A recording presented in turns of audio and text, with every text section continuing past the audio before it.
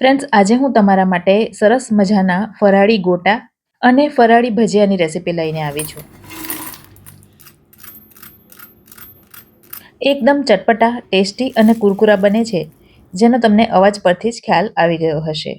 સાથે જોઈશું બંને નાસ્તા સાથે ખાવા માટેની ફરાળી ચટણીની રેસીપી. અને તળેલું ન ખાવું હોય અને ઓછા તેલમાં નાસ્તો બનાવવો હોય તો કઈ રીતે બનાવવો એ પણ જોઈશું. તો ચાલો જોઈએ રેસીપી. સૌથી પહેલાં આપણે ફરાળી ગોટા બનાવીશું. જેના માટે અહીં મેં 2 નંગ કાચા બટાકા લીધા છે અને બંને બટાકાને છોલી લીધા છે. બટાકાને છોલવાનું બતાવીને હું તમારો સમય નહીં લઉં. હવે એકદમ નાની જે ચીઝ છીણવાની છીણી આવે છે એનાથી આપણે બટાકાને છીણી લઈશું. અને આ રીતે બંને બટાકાનું છીણ તૈયાર થઈ ગયું છે. આપણને આટલું નાનું છીણ જોઈએ છે, જે એકદમ પરફેક્ટ છે. હવે આ છીણને 2-3 વખત પાણી બદલીને ધોઈ લઈશું, જેથી એમાંનો સ્ટાર્ચ જે કંઈ હોય એ નીકળી જાય. તો 2-3 વખત પાણી બદલી અને સરસ રીતે એને ધોઈ લીધી છે. અને હવે એમાંનું બધું પાણી નિતારી લઈશું. પાણી બરાબર નિતારીશું તો જ એમાં ઓછો લોટ વપરાશે. છીણને બરાબર નીચવી લીધું છે, છતાં પણ એમાં પાણીનો ભાગ હજી હોય છે. તો એને દૂર કરવા માટે એમાં 1/2 ટીસ્પૂન જેટલું સિંધવ મીઠું ઉમેરીશું. મીઠું છીણમાં સરસ રીતે મિક્સ કરી લઈશું અને 5 મિનિટ માટે એને સાઈડ પર રાખીશું. અને 5 જ મિનિટમાં તમે જોશો કે એમાંથી ઘણું બધું પાણી હજી છૂટું પડ્યું છે. અને આ પાણીને દૂર કરવા માટે હવે છીણને નીચવી લઈશું. ફ્રેન્ડ્સ, મારા વિડીયો તમને ગમતા હોય અને તમે હંમેશા જોતા પણ હોવ, પણ મારી ચેનલ ફૂડ વિથ ફાલ્ગુનીને તમે હજી સુધી સબસ્ક્રાઇબ ન કરી હોય તો પ્લીઝ સબસ્ક્રાઇબ કરી દેજો. હવે એમાં કેટલાક મસાલા કરીશું.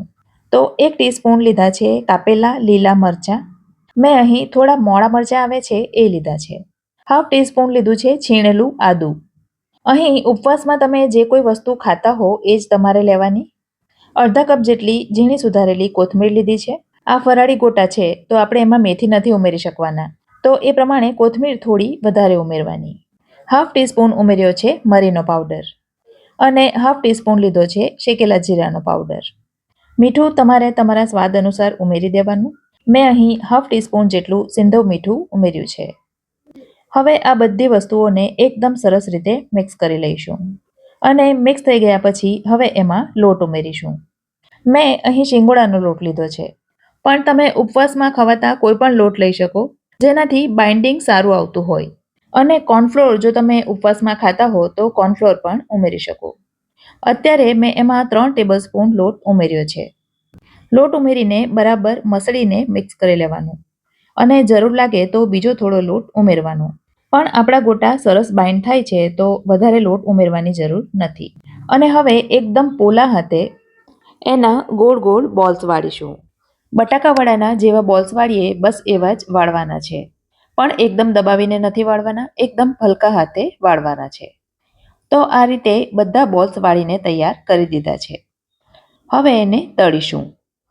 તળવા માટે તેલ સારું એવું ગરમ હોવું જોઈએ. જો ઓછા ગરમ તેલમાં એને તળશો તો એ તેલમાં ખુલી શકે છે, ક્યાં તો પછી વધારે પડતા તેલવાળા થાય એવું બને.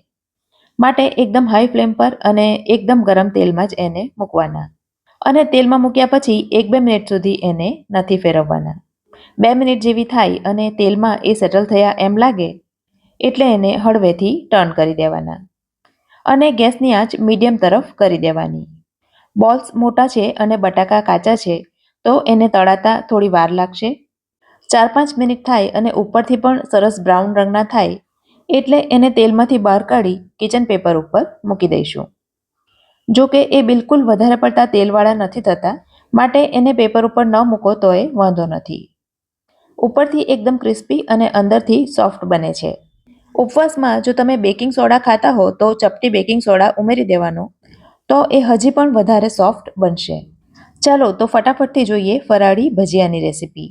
જેના માટે 1 વાડકી સાબુદાણાને પેનમાં લઈ શેકી લઈશું. વધારે પડતા નથી શેકવાના, બસ એમાંનું મોઇસ્ચર ઉડે અને થોડા ક્રિસ્પી થાય ત્યાં સુધી જ એને શેકવાના છે. તો 3 થી 4 મિનિટમાં જ એ સરસ રીતે શેકાઈ જશે.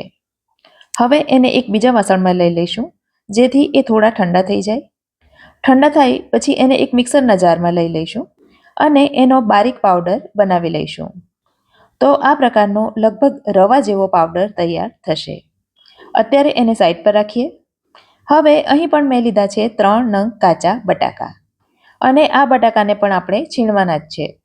પણ અહીંયા આપણે છીણવા માટે મોટી છીણી લેવાની છે. એકદમ મોટી છીણી નહીં, પણ ચીઝ છીણવાની છીણી કરતાં જે મોટી આવે છે એ છીણી લેવાની છે. અને આ ત્રણેય બટાકાની આ પ્રકારની છીણ બનીને તૈયાર થઈ ગઈ છે. હવે આ છીણને આપણે ધોવાની નથી, પણ ડાયરેક્ટ જ એમાં સાબુદાણાનો જે લોટ તૈયાર કર્યો એ અંદર ઉમેરવાનો છે. તો તૈયાર કરેલા લોટમાંથી 5 ટેબલસ્પૂન જેટલો લોટ અત્યારે એમાં ઉમેરીશું અને જરૂર લાગે તો બીજો લોટ પાછળથી ઉમેરીશું. અને સાથે 1 ટેબલસ્પૂન જેટલો શીંગોડાનો લોટ પણ ઉમેર્યો છે. શીંગોડાનો લોટ જો તમારી પાસે હોય તો ઉમેરવાનો, બાકી ન ઉમેરો તોય વાંધો નથી. આ તો મારી પાસે હતો માટે મેં ઉમેર્યો. બધું મિક્સ થઈ ગયા પછી મને લોટ હજી થોડો ઓછો લાગે છે, તો બાકી બચેલો સાબુદાણાનો બધો લોટ પણ હું અંદર ઉમેરી રહી છું. ફ્રેન્ડ્સ, અહીં બટાકા કરતાં વધારે પડતો લોટ નથી ઉમેરવાનો. તો 3 બટાકાની સામે લગભગ પોણા કપ જેટલો લોટ પૂરતો છે. હવે બધું મિક્સ કરીશું એટલે સાબુદાણાનો જે લોટ છે એ બટાકાના મોઇશ્ચરને એબ્ઝોર્બ કરી લેશે, જેનાથી મિશ્રણ થોડું ડ્રાય થશે. માટે એમાં અડધા કપ જેટલું પાણી ઉમેરીશું. જરૂર લાગે તો બીજું પાણી મસાલા કર્યા પછી ઉમેરીશું. મસાલામાં ઉમેરીશું 2 ટીસ્પૂન કાપેલા તીખા લીલા મરચાં, 1 ટીસ્પૂન ઉમેરીશું છીણેલું આદું, 2 ટીસ્પૂન જેટલી ઉમેરીશું ઝીણી સુધારેલી કોથમીર. આ છે શેકેલા શિંગદાણાનો પાવડર. શિંગદાણાને શેકી અને ફોતરા કાઢી નાખી એનો પાવડર કરી દીધો છે. તો આ પાવડર 3 ટેબલસ્પૂન જેટલો ઉમેરીશું. 1 થી 1.5 ટેબલસ્પૂન જેટલા ઉમેરીશું સફેદ તલ અને સ્વાદ અનુસાર ઉપવાસનું મીઠું ઉમેરી દેવાનું. મેં અહીં 1 ટીસ્પૂન કરતાં થોડું ઓછું એવું મીઠું ઉમેર્યું. અને ઉમેરીશું અડધા લીંબુનો રસ. અને હવે બધું મસાલા સાથે મસળીને મિક્સ કરી લઈશું. તમે જોઈ શકો છો થોડો સમય ગયો એટલે મિશ્રણ હજી થોડું ડ્રાય થયું છે. તો ફરી પાછું એમાં 5 કપ જેટલું પાણી ઉમેરીશું.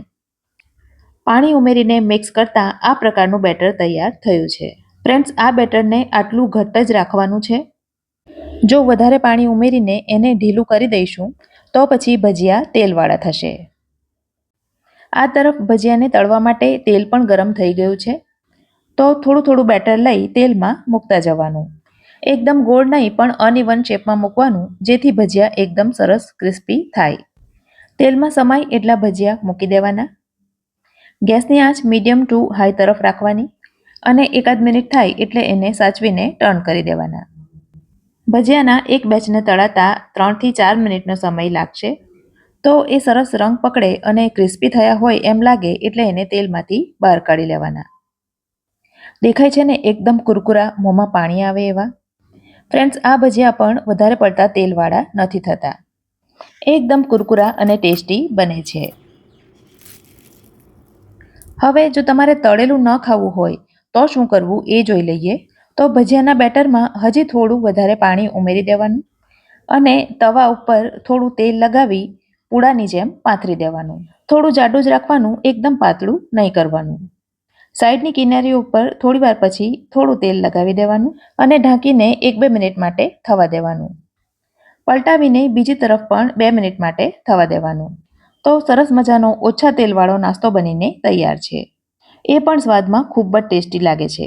ચાલો તો ફટાફટથી જોઈ લઈએ ફરાળી ચટણીની રેસીપી.